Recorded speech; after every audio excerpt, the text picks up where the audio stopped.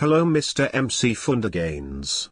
Just wondering what your beef is with à-bas-le MC Funderseal, why you've never had debates with him or anything.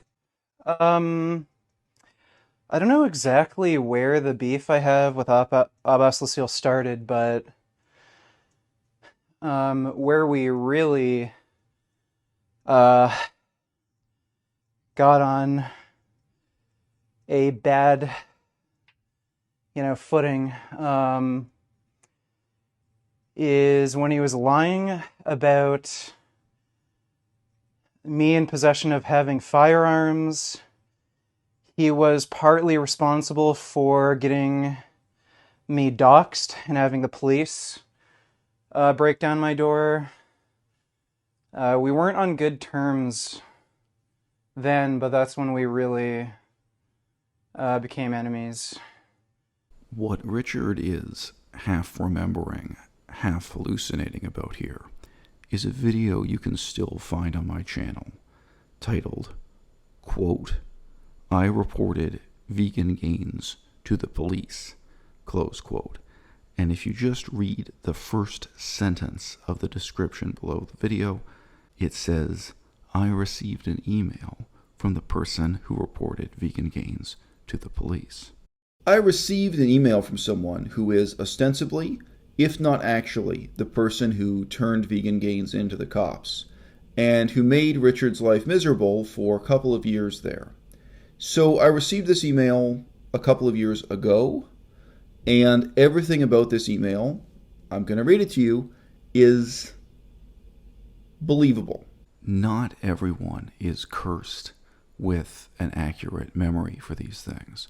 Within my own family and within the strange cloud of colleagues and ex-girlfriends I have, most of the people who've known me for many years are really astonished that I can remember things they said to me 5 years ago, 10 years ago, even 30 and 40 years ago with remarkable accuracy. If you have that kind of memory for conversations you've had, for personal interactions in your life, it is a bit of a curse. You have to make an extra effort to really be warm and forgiving and understanding towards people because you remember exactly what they said.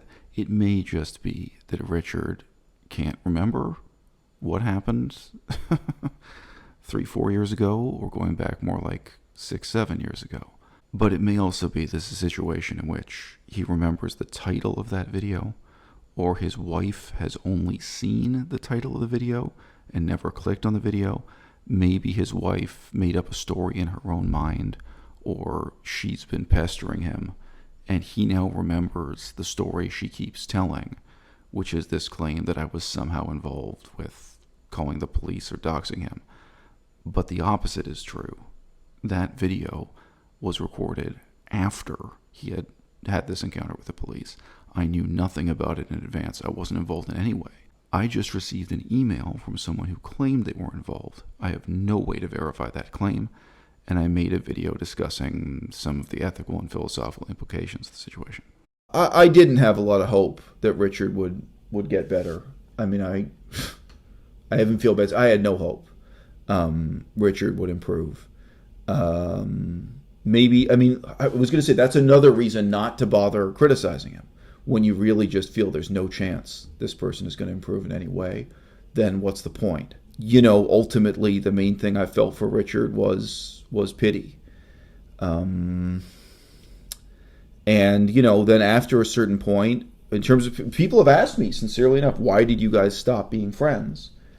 And I think the truth is Richard really can't stand talking to anyone who challenges his opinion of himself.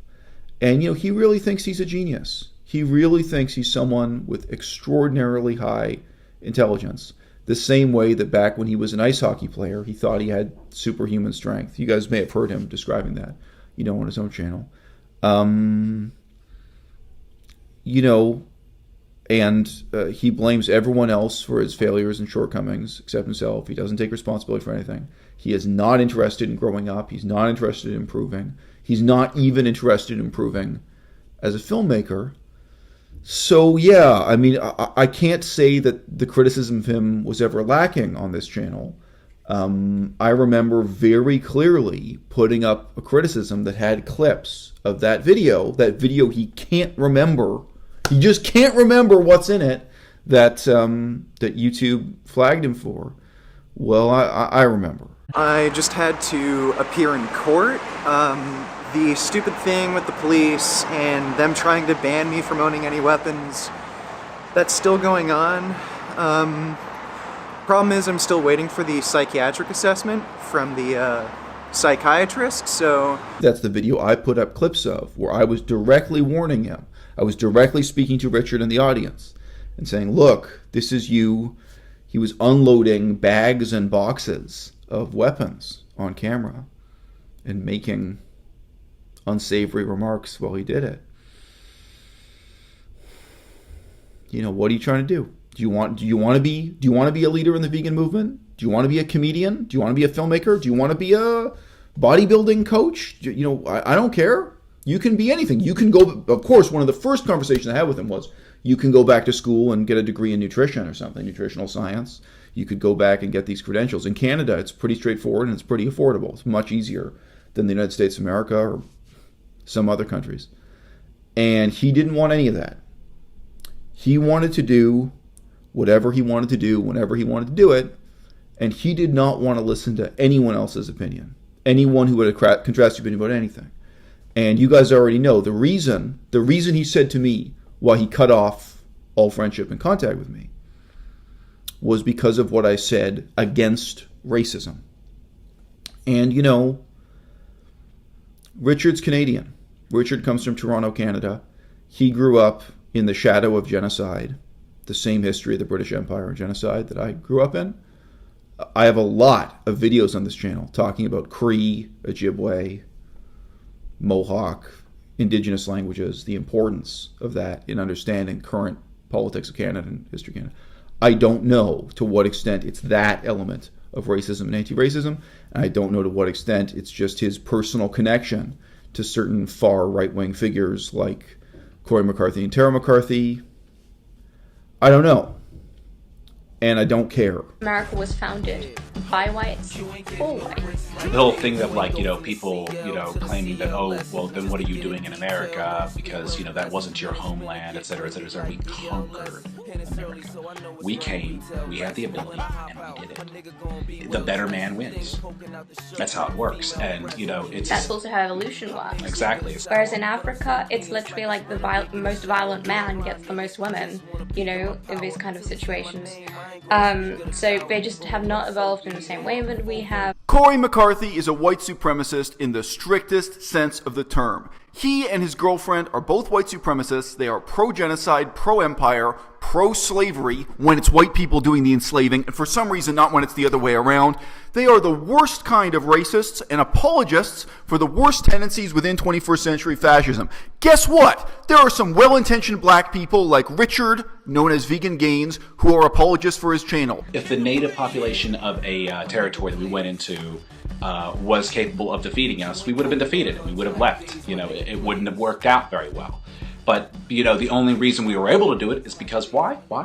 We could. And even to this day, you find that a lot of, like, medical research and is being conducted also in America and Australia. And why would that be? Think about that. Because the R1b haplogroup then was sent over to those two places, their colonies. Just look at every single civilized country in the world, aside from the East Asians, which are kind of like a separate issue that we could talk about another time. I don't really feel need to go into it. They're all colonized by white people. You know, I know you can't help being born in a specific country with a specific, you know, a specific race or a specific IQ or whatever, you know, but the thing is like, let's say you're born with an 85 IQ, just like somebody who's born with a 2-inch dick.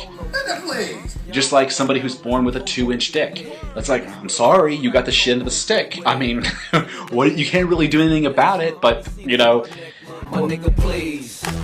you know, blacks get on whites for slavery and they want reparations for it, when in fact blacks were selling their own kind into slavery to whites and to the Middle East. Oh, the only reason that we could conquer them was because they were such peaceful people.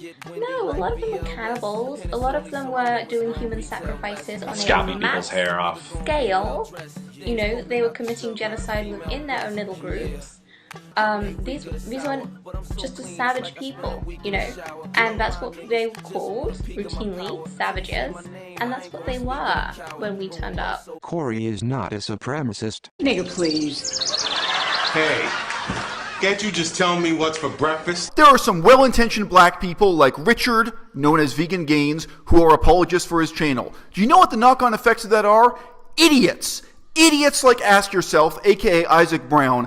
Isaac, a nice little white boy from Southern Ontario who's probably met 3 black people in his whole fucking life, says, oh, well, it's okay if he goes ahead and makes excuses for a white supremacist because Vegan Gains is doing it. That really is the problem with black people who try to be nice, who try to make excuses for white people who make excuses for genocide, colonialism, slavery, racism, and white supremacism.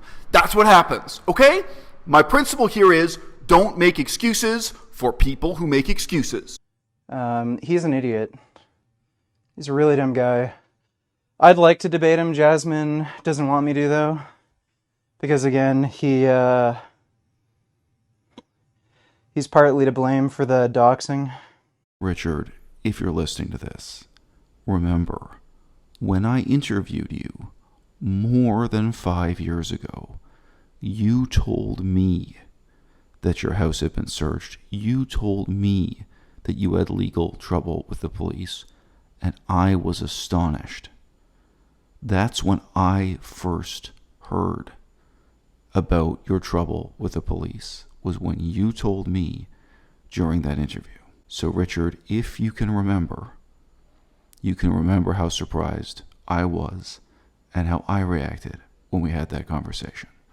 And then you can also remember the gap chronologically between when that happened and when you're claiming I somehow called the cops, somehow had your house searched, started this saga with your gun possession problems, or somehow doxed you.